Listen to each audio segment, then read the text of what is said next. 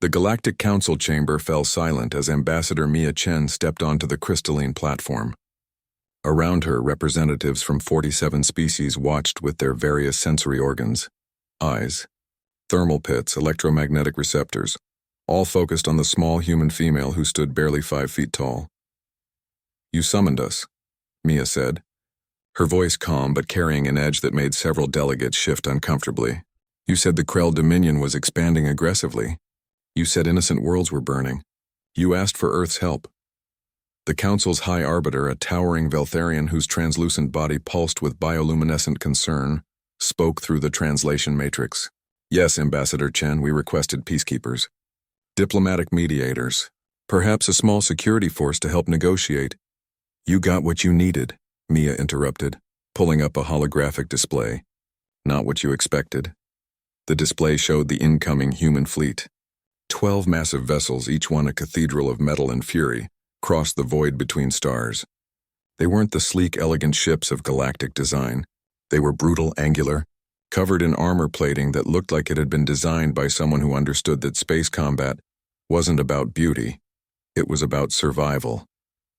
"Dreadnoughts," breathed the Corellian representative, his feathered crest flattening in alarm. "You sent warships." "We sent solutions," Mia corrected. Aboard the lead vessel, the UHNS Indomitable, Captain Max Rodriguez stood on his bridge watching the same holographic display from the opposite perspective. Around him, his crew moved with practiced efficiency, their faces reflecting the diverse tapestry of Earth, every continent, every culture, united under one flag among the stars. "Krell battle fleet detected," his tactical officer announced. 43 vessels. "They're blockading the Remno system." Max studied the formation. The Krell ships were impressive by galactic standards, biomechanical constructs that pulsed with stolen energy from the worlds they'd conquered. To most species, they were nightmares.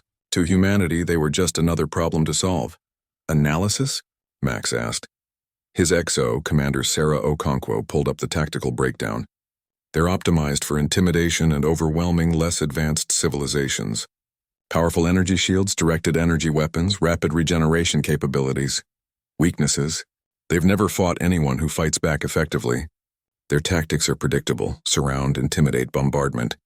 No real combat doctrine against a peer adversary." Max smiled grimly. "Then let's teach them something new. All ships, combat formation Delta 7.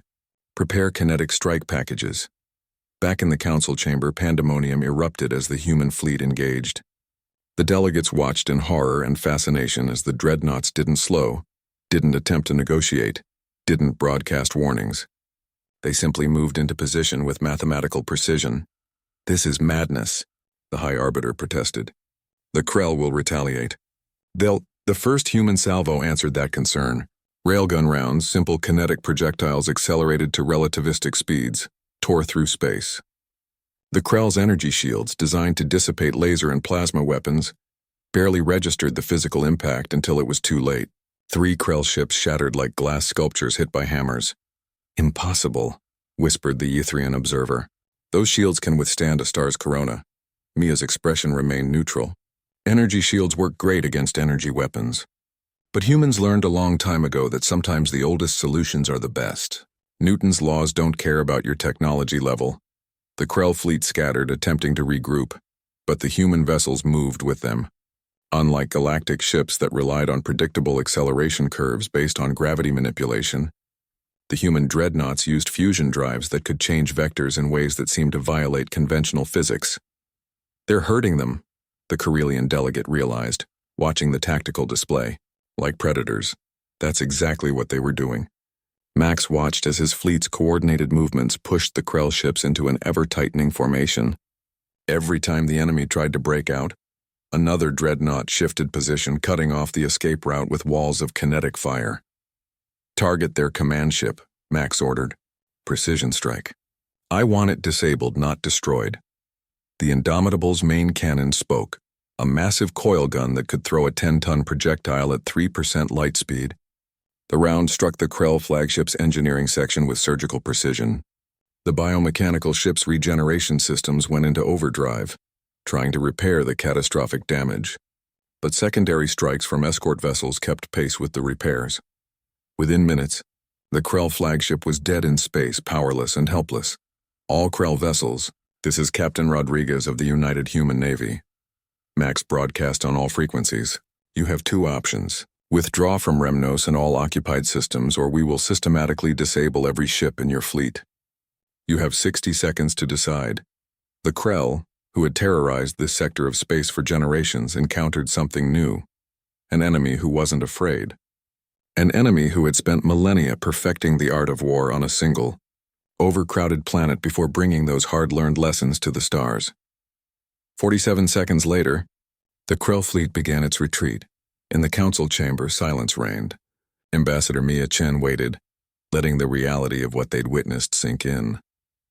"You asked for peacekeepers," she said finally, "but peace isn't kept by asking nicely. It's kept by being strong enough that no one dares break it. The Krell won't threaten this sector again, not because we negotiated with them, but because they learned what humanity learned long ago. There's always someone tougher out there."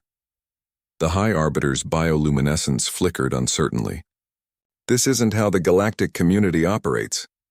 We believe in diplomatic—" "And where did diplomacy get you?" Mia asked sharply. "How many worlds burned while you debated? How many species were enslaved while you drafted resolutions?" She paused, letting that sink in.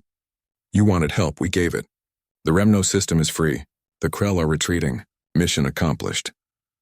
As the human fleet began its journey home, Max stood at the observation window of the Indomitable, watching the liberated worlds of Remnos celebrate below.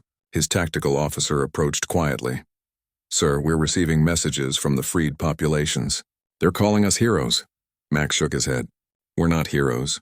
We're just humans doing what humans do, protecting those who can't protect themselves." He turned from the window. "Set course for Earth and send a message to command. Tell them the galaxy needs to understand something.